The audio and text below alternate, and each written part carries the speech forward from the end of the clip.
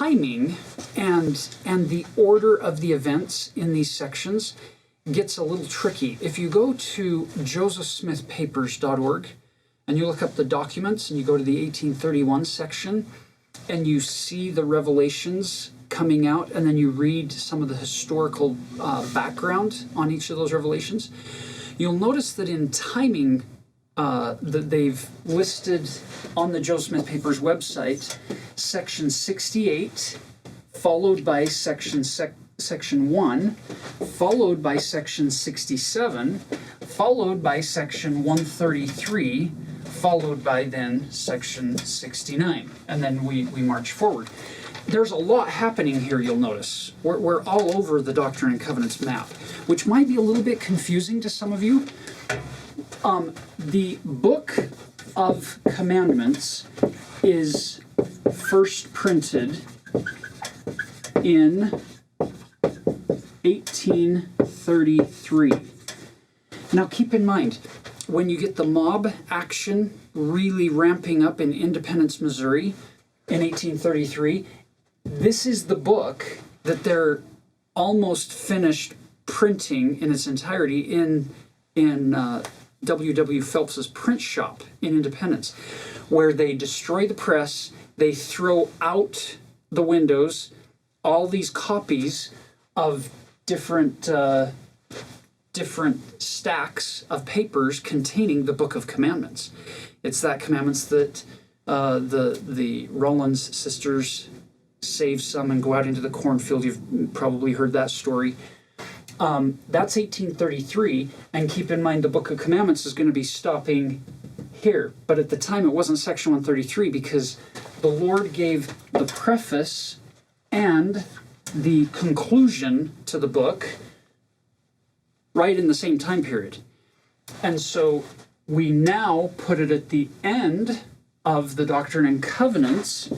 So we're going to print the Doctrine and Covenants in 1835, and there is where we shift the appendix, or the conclusion to the book, back into its place where we see it today. So you have the preface and the conclusion.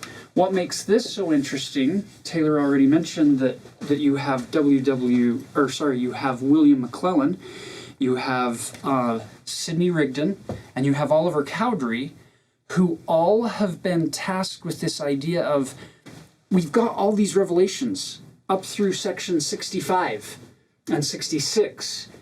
We've got them in Hiram, Ohio, and we've got to decide, what do we want to do with them? Well, we need to publish them. They had agreed in conference, they had agreed to publish 10,000 copies of these.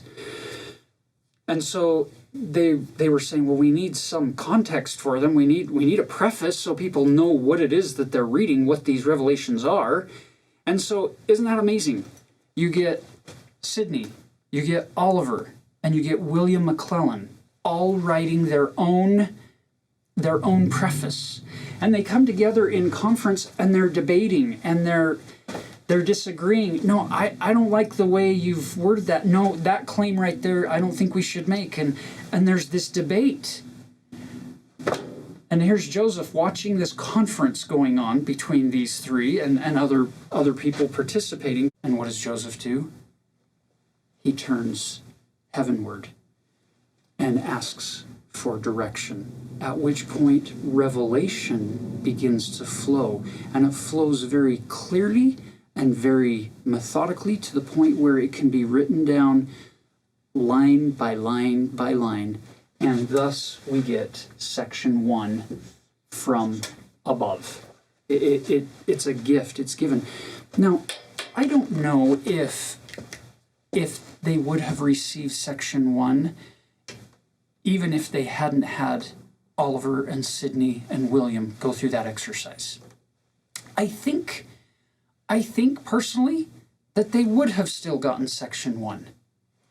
But the fact that they did the best they could before the Lord gave them section 1 is going to, at least for those three and anybody else in that council who watched the process, it's going to show them the power. They are going to hold on more dearly to section 1 than perhaps they otherwise might have done.